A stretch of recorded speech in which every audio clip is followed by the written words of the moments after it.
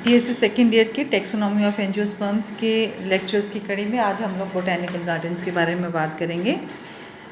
Botanical gardens ऐसे सजीव पादपों का संग्रह होता है जो प्योर और अप्लाइड मतलब कि शुद्ध और अनुप्रयुक्त दोनों प्रकार के अध्ययनों के लिए उपयोगी होता है। तो ये गार्डन जो होता है यहाँ पर अलग अलग प्रकार के विभिन्न प्रकार के पूरे विश्व में से इकट्ठे करके पौधों को लगाया जाता है, उनको कल्टीवेट किया जाता है, डिस्प्ले किया जाता है और इसमें बहुत अधिक विविधता वाले प्लांट्स को लगाया जाता है जहाँ पे इनका अध्ययन जो है वो किया जा सके। जो पौधों के प्रकार हैं जो कि बोटेनिकल गार्डन्स में पाए जाते हैं उसमें ज़्यादातर ऐसे किया जाता है कि इसमें इनके अलग अलग कैटेगरीज बना दी जाती हैं। जैसे कैक्टाइज या सकुलेंट प्लांट्स का एक सेक्शन होगा, हर्बेशियस प्लांट्स का हर्ब गार्डन का अलग होता है, फिर वहाँ पे ग्रीन हाउस और शेड हाउसेस होते हैं, ट्रॉपिकल प्लांट्स होते हैं मेडिसिनल प्लांट्स होते हैं, एरोमेटिक होते हैं और अलग प्लांट्स होते हैं। इसी प्रकार से कई जगह पे रोजेस के लिए अलग होता है, पाम्स जो हैं वो अलग लगे होते हैं, फर्न्स अलग जगह पे लगे होंगे। ठीक है, इस तरह से अलग अलग सेक्शंस में अलग अलग तरह के प्लांट्स जो हैं उनको लगाया जा सकता है।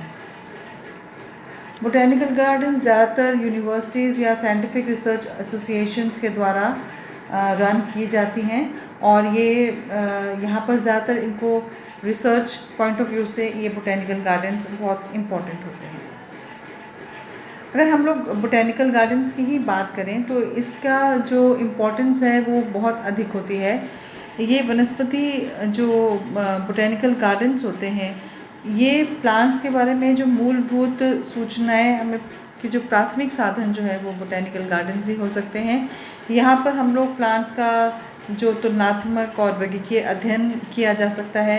विभिन्न प्रकार के अध्ययनों से जैसे कोशिका विज्ञान है, शरीर है, उत्तक संवर्धन है और पादप रसायन के लिए जो आवश्यक प्लांट सामग्री है वो हमें यहाँ से प्राप्त हो सकती है। कई उद्यान इसमें हम लोग यहाँ पर अलग अलग क्षेत्र से प्लांट्स जो आते हैं उनको एक्लेमेटाइज या पर्यानुकूलित करने के अवसर भी प्रदान होते हैं। जैसे कॉफ़ी है, रबड़ है, चाय है, कपास है इत्यादि। ये जो बोटेनिकल गार्डन्स हैं ये हॉर्टिकल्चर के विकास में बहुत अधिक सहायक होते हैं। यहाँ पर ग्रीन हाउसेस होते हैं जहाँ पे अनुसंधान का कार्य किया जा सकता है। फिर ये एस्थेटिक सेंस या पौधों में जो मनुष्य में सौंदर्य बोध है उसके लिए भी बहुत इम्पॉर्टेंट रोल प्ले करते हैं।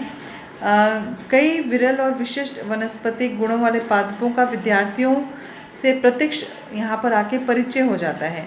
तो ये असल में एक आउटडोर लेबोरेटरीज़ की तरह भी कार्य करती हैं।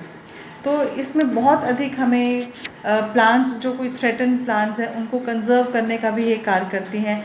यहाँ पे जो प्लांट्स जो हैं अब विलुप्त हो रही हैं, जो स्पीशीज़ हैं उनको यहाँ पर सेव किया जा सकता है या उनको यहाँ पर ग्रो किया जा सकता है। बायोडाइवर्सिटी को कंजर्व करने का बहुत इम्पॉर्टेंट ये कार्य करते हैं। और फिर ये इसी तरह से जैसे हमें पता है ये बहुत अधिक की सॉइल की, क्योंकि जहाँ पर प्लांट्स होंगे वो वहाँ की सॉइल फर्टिलिटी को और सॉइल को भी प्रिवेंट करते हैं, वहाँ के टेम्परेचर को मेंटेन करने का भी कार्य करते हैं। तो ये क्लाइमेट चेंज को रोकने में भी इनका इम्पॉर्टेंट योगदान रहता है। भारत के जो इम्पॉर्टेंट अगर हम लोग बोटेनिकल गार्डन्स की बात करें तो वैसे तो इतिहास में हम पढ़ते हैं हिस्टोरिकल की वनस्पति ये बोटेनिकल गार्डन्स जो हैं वो का विकास जो है इसका जन्म पश्चिमी राष्ट्रों में फैला हुआ है। समय समय पर यहाँ पर काफ़ी बोटेनिकल गार्डन्स जो हैं यहाँ पर स्थापित हुए हैं। पर जो आधुनिक वनस्पति उद्यान है इनका स्वरूप ज़्यादा पुराना नहीं है, अभी 100 वर्ष पुराना ही है और इनको वैज्ञानिक रूप से जो इस परिकल्पना के द्वारा जो बोटेनिकल गार्डन बनाया गया उसका श्रेय हेनरी शॉ को जाता है, जिन्होंने 1859 में सेंट लुइस में एक आधुनिक वनस्पति विज्ञान या उद्यान की स्थापना की थी जिसका नाम मिसूरी बोटेनिकल गार्डन है। उसके बाद अमेरिका और यूरोप में कई सुप्रसिद्ध उद्यानों की स्थापना हुई, जैसे अमेरिका में एर्नोल्ड आर्बोरेटरियम हो गया या इंग्लैंड में रॉयल बोटेनिकल गार्डन जो क्यू इंग्लैंड में स्थापित हुआ। अगर हम लोग भारत की बात करें तो हमारे जो प्रमुख बोटेनिकल गार्डन्स हैं उसमें इंडियन बोटेनिकल गार्डन कोलकाता में है, जिसकी स्थापना 1787 में हुई। नेशनल बोटेनिकल गार्डन लखनऊ में है, इसकी स्थापना 1948 में हुई। इसी प्रकार से लॉयड बोटेनिकल गार्डन दार्जिलिंग में है। एक देहरादून में, जिसको हम लोग FRI कहते हैं, फॉरेस्ट रिसर्च इंस्टीट्यूट देहरादून में है। बेंगलोर में लाल बाग गार्डन है, मिसूरी में कंपनी गार्डन है, उत्तरकमान में गवर्नमेंट गार्डन है और श्रीनगर में शालीमार एवं निशांत गार्डन्स जो हैं वो हैं। इंडियन बोटेनिकल गार्डन जो है वो कोलकाता में है, उसको IBG भी कहते हैं। इसकी स्थापना 1787 में लेफ्टिनेंट कर्नल रॉबर्ट लॉयड ने की थी, जो इसके प्रथम निर्देशक भी थे। बाद में भारतीय वनस्पतियों ने के विशेषज्ञ विलियम रॉक्सबर्ग को इस उद्यान का निर्देशक बनाया गया था। ये जो इसका जो लेआउट है इस बोटेनिकल गार्डन का, ये गार्डन इंडियन बोटेनिकल गार्डन में इस समय 1200 से अधिक वृक्ष, झाड़ियाँ और palms, exotic plants, tropical plants वगैरह पाए जाते हैं और करीब 110 हेक्टेयर वर्ग में ये फैला हुआ है।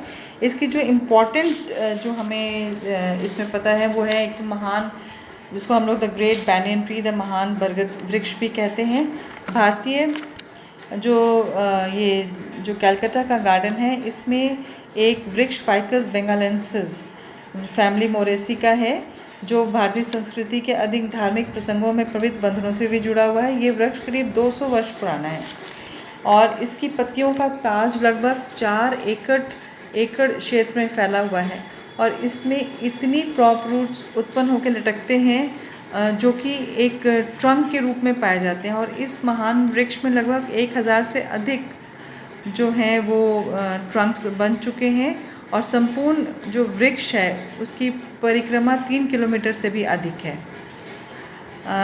ये लगभग 100 फीट ऊंचा है और ये अकेला एक वृक्ष एक बहुत, जैसे कोई एक बहुत बड़ा वन है उसकी छाप छोड़ता है।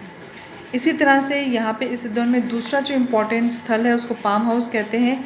ये बहुत ही दर्शनीय है और यहाँ पर बहुत सुंदर पाम्स का कलेक्शन देखने को मिलते हैं, इसको पामेंटम कहते हैं। इसी तरह से ऑर्नामेंटल प्लांट्स यहाँ पर पाए जाते हैं, बहुत ही आकर्षक हैं, जैसे गुलाब है, बोगनविलिया है, साराका इंडिका अशोका है और जैस्मिनम है, विटिस है, लिलियम एट्सेट्रा इसमें पाए जाते हैं। फिर इसमें नर्सरी है जहाँ पर ये प्लांट्स जो हैं एशिया की सबसे बड़ी नर्सरियों में से एक है। यहाँ पर प्लांट्स का आदान प्रदान भी किया जाता है और जो एक्स्ट्रा प्लांट्स होते हैं उनको अलग संस्थाओं में इनकी बिक्री भी की जाती है। सकुलेंट प्लांट्स का एक अलग स्थान है। तो ये जो बोटेनिकल गार्डन है इसका उद्यान बहुत बड़ा राष्ट्रीय स्तर का हर्बेरियम भी है इसमें, और इसमें पुस्तकालय और पौधघर भी स्थायी महत्व के अध्ययन स्थल इसमें पाए जाते हैं। और ये जो बोटेनिकल गार्डन है इसमें कई सारी शोध पत्रिकाओं का नियमित प्रकाशन होता है, जैसे बुलेटिन ऑफ BSI एट्सेट्रा। और दूसरा जो इम्पोर्टेंट बोटेनिकल गार्डन जिसके बारे में हमें बात करनी है वो है national botanical garden Lucknow NBG। National botanical garden की स्थापना इसके वर्तमान स्वरूप में नहीं हुई थी। इसकी शुरुआत एक शाही बाग या प्रिंसली गार्डन के रूप से हुई है, जिसे सिकंदर बाग कहा जाता है। सिकंदर बाग और उसके आसपास की काफ़ी भूमि को मिला के वर्तमान नेशनल बोटेनिकल गार्डन की स्थापना 1948 में की गई थी। इसकी स्थापना का श्रेय इसके संस्थापक प्रोफेसर KN कॉल को जाता है और प्रोफेसर KN कॉल की सेवानिवृत्ति के बाद इस उद्यान की बागडोर डॉक्टर TN खोसू ने संभाली थी। और ये जो इसका लेआउट की अगर हम लोग बात करें तो ये उद्यान जो है वो दक्षिण में गोमती नदी के साथ साथ लखनऊ का एक प्रमुख राणा प्रताप मार्ग और पूर्व में अशोक मार्ग है। और उद्यान का मुख्य द्वार राणा प्रताप मार्ग पर तथा दूसरा सिकंदर बाग द्वारा अशोक मार्ग पर खुलता है। और इसमें भी इस उद्यान में पाम्स हैं, फर्म्स हैं, medicinal plants, orchids, cacti, ornamental plants, इस तरह से बहुत दर्शनीय स्थल हैं। रोजेरियम भी है जहाँ पे बहुत ही सुंदर गुलाब की विविध किस्में पाई जाती हैं। वुडलैंड है, यहाँ छायादार वृक्षों पाए जाते हैं। बरगद पॉइंट है, इस स्थल पर बरगद का एक विशाल वृक्ष उगा हुआ है जिसकी कई सारे प्रॉप रूट ज़मीन में पहुंचकर वृक्ष के मुख्य स्तंभ के रूप में उगी हुई प्रतीत होती हैं। पाम एवेन्यू है जिसमें अलग प्रकार के पाम्स पाए जाते हैं। इसके अलावा उद्यान में प्रयोगशालाएं भी हैं, हर्बेरियम है, लाइब्रेरी है, ग्रीन हाउस है और एक्सपेरिमेंटल रिसर्च स्टेशन भी है। तो आज के इस लेक्चर में इतना ही। Thank you.